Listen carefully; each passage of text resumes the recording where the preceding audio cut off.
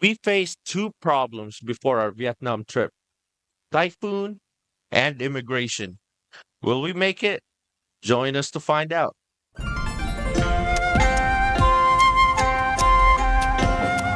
Hello, everyone. It's Bar here, and welcome to our family trip to Vietnam. Before we dive into the adventure, let me introduce you to the crew. There's my lovely wife, Mary, our energetic son, Zeus, and our parents, Tani, my mother in law, Mario, my father in law, and my mom, Kunching. Sadly, my dad, Nardo, couldn't join us for personal reasons.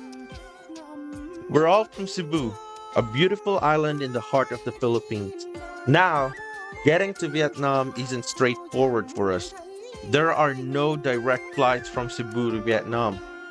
Unless you own a plane or willing to pay 10 times the normal flight price. So, we have to travel from Cebu to Manila and then from Manila to Hanoi. If you calculate the travel time, not just the flight time, it takes us over 12 hours. The adventure started even before we get to the airport. I had to drive 4 hours to Canlagang, Bourbon to pick up my mom. Then, on the way back to Naga, Cebu, we stopped in Cebu City to pick up my wife's parents. All of this happened 2 days before our flight on November 18th, 2024. You can imagine how tiring it was. Just to give you a side story about our parents, they are all ethnically Filipino. As many people know, the Philippines can be a tough place to live comfortably. Our parents never had the chance to go on a vacation, especially outside the country. Most Filipinos travel abroad for work, and if you get to travel for a vacation abroad even once, you're considered very fortunate. So, it has always been a dream for my wife and me to give our parents the chance to step foot outside the country, even just once. This trip is a big deal for us, even though it might seem normal for people in developed countries. Before our flight, we wanted to make sure my mom felt extra special. She had never been to a salon before, so we took her for a little pampering session. It was such a joy to see her happy and feel so beautiful. She even updated her Facebook profile picture right before we left for the airport. And it got so many likes and comments. Wow, our mom is famous now. We are incredibly lucky that mom is still with us, as she almost died back in 2020 due to a stroke. With our bags packed and our hearts full of excitement, we are headed to the airport. This trip is not just about seeing new places, it's about creating unforgettable memories with the people we love the most. Now, let's talk about the first problem with this trip: Super Typhoon Manye, or as Filipinos called, Super Typhoon Pepito. It formed on November 9th, 2024 and dissipated on November 20th, 2024. The super typhoon killed 14 people and left two others missing. Nine died in the Cagayan Valley, while five more were killed in the Bicol region. The typhoon destroyed over 16,000 homes and damaged over 60,000 others in its path. At least 4 million people were affected, with 163,000 displaced from their homes. My heart goes out to everyone affected by the typhoon. I'm thinking of you and hoping for your safety and recovery. Our flight was on November 18th, 2024, just 2 days after the super typhoon landed in the Philippines. Many flights were delayed, and we nervously checked all updates from our flight carrier, Cebu Pacific. Out of all the flights that got delayed or suspended, luckily ours was not one of them. But we had another problem: Philippine immigration.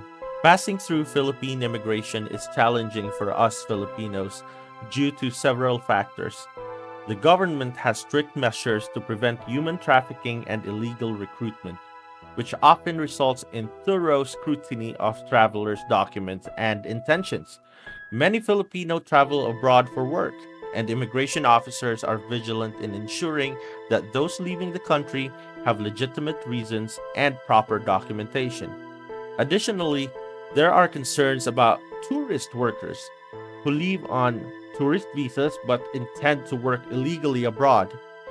This has led to stricter checks and sometimes lengthy questioning at immigration. There are stories of genuine tourists being unable to board their flights due to prolonged questioning, and some were not even permitted to leave the country as they were, in quotes, assumed not to be tourists.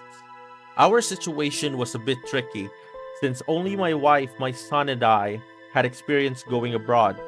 We returned to the country on the day we said we would, which meant the immigration officers might trust us a bit more. But for first time travelers, like our parents, it's automatically a red flag for immigration officers. I was really worried our parents would not be permitted to leave the country. So here's our immigration story. We lined up at the senior PWD minor lane at the immigration counter, but there was a note that only one person should assist one senior PWD or minor. And as you remember, 4 out of 6 people in our group are seniors or minor, my son, and only my wife and I are in the 18 to 60 age group. But we still lined up, planning to just wing it as we didn't have any other choice. I lined up first, asking the immigration officer if I could assist our entire group. But the officer insisted that I only assist one person. So I chose my mom, and my wife had to choose our son. In our minds, if even one of us got offloaded by the immigration officer, none of us would go to Vietnam, as it wouldn't be fair to the person who got offloaded. As the immigration officer continued questioning me and checked my documents, luckily I passed and my passport was stamped green, meaning I was allowed to go to Vietnam. My wife was also questioned about her status, and the officer stamped her passport green as well, along with our sons. Luckily, the immigration officer asked who we were traveling with. So we hurriedly pointed to our parents. Our parents were not questioned about their status as we told the officer we would support them during our travels, except for my mom, who was asked because there was a Philippine artist with a similar name. She told the officer it wasn't her, as she is not the artist. When we saw the last person in our group, my mom, pass immigration, we were incredibly relieved and so happy that going outside the country as a family transitioned from a dream to reality.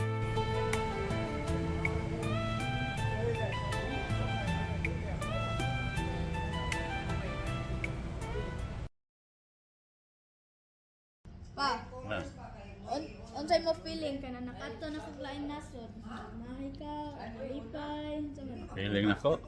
Oh. Kuan.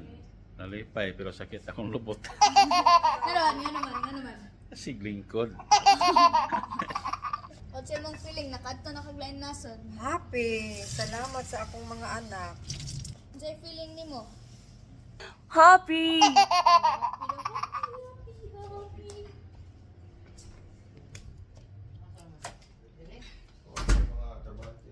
Ma. Unsay mong feeling nakato na kog lain nasod? Nalipay. Malipay? Nga naman. Wala ko maka-expect nga magkatunog kog lain nga nasod. Ikaw de, unsay mong feeling nakato ka Vietnam? Okay kayo. Ato Vietnam. Okay kayo. Okay man kayo. Ang kay Vietnam man. Nindot man diri. Anak.